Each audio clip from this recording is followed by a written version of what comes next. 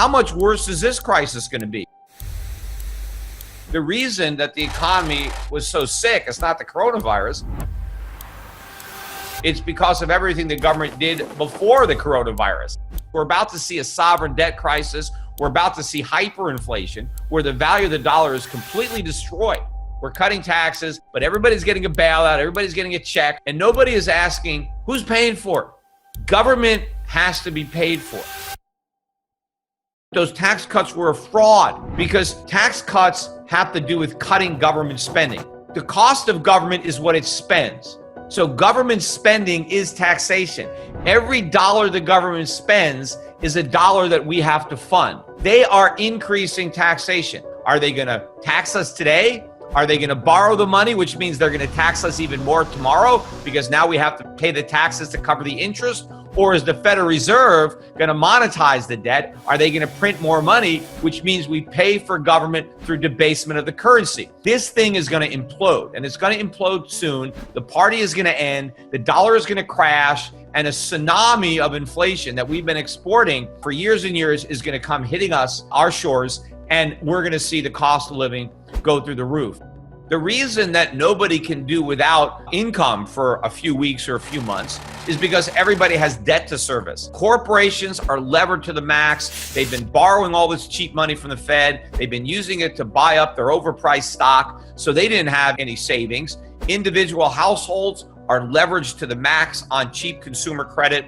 They got mortgage debt, student loans, auto loans, credit card debt. They're living paycheck to paycheck. You take that paycheck away, they can't pay their rent, they can't pay their mortgage, they can't pay their debts. Everybody is broke, nobody has savings. And then this crisis comes, and a lot of people want to talk about, well, this is like World War II. It's the opposite of World War II, because when World War II hit, nobody got bailed out, nobody got a stimulus check, everybody got a bill.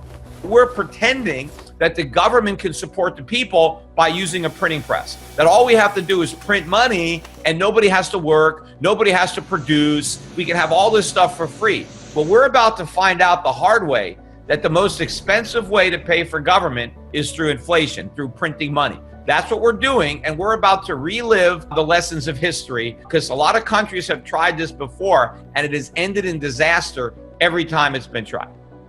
If the average person's watching this to say, what are the most important numbers to look at that can predict what's going to be happening in the future? When somebody is out of shape and overweight, the solution is not to eat more, it's to go on a diet, it's to exercise. But if you go to a person who is out of shape and doesn't eat well, and you say, look, this is what you need to do, they don't want to do that because it's going to temporarily cause some discomfort in their daily routine.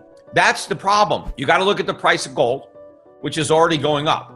But at some point, it's going to go up much faster.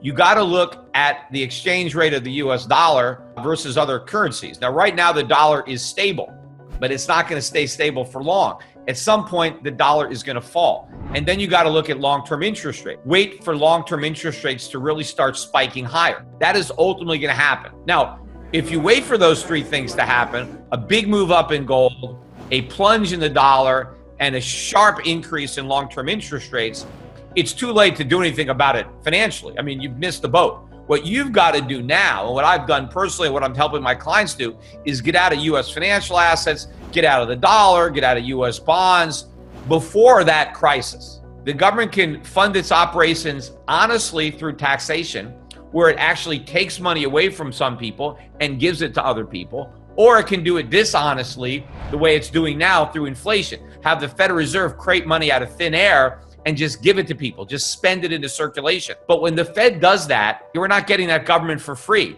That means that people that already have dollars in savings, in annuities, in pensions, under their mattress, wherever you have dollars, those dollars lose their purchasing power. And that purchasing power is transferred to the people who are receiving the government money. So instead of the government taking your money, the government is taking the purchasing power from your money. You're going to be stuck with this bill. If you have savings, if you've got a portfolio of bonds, or you've got an annuity or cash value in an insurance policy, or you're working for wages, The value of what you earn is about to collapse, in that the cost of living is about to explode, and that's how we're paying for this. They just print money. They just continue the QE, they bail out everybody, and they destroy the dollar. A hyperinflation is much worse economically than just a massive economic collapse. The pain that that will inflict is going to be far greater, but because it may happen 6 months or a year later or 2 years later, who knows, that may be the course that we end up taking.